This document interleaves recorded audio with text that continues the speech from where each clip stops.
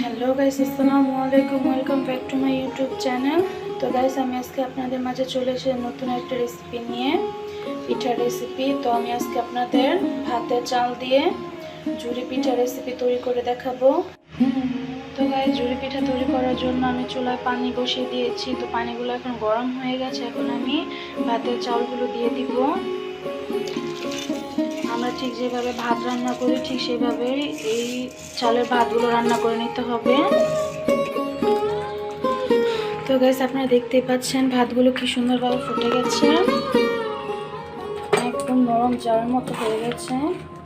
ঠিক এভাবে রান্না করতে হবে।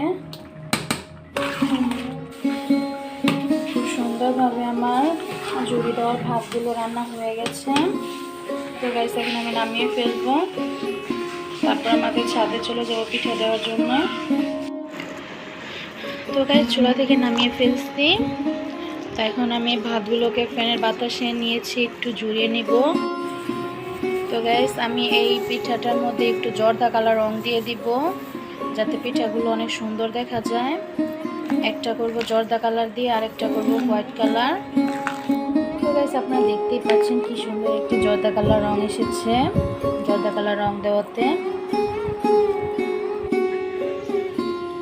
তো গাইস, এটাই সেই পিঠা বানানোর সেই চালনিটা দিয়ে আমরা ঝুরি তৈরি করে নেব।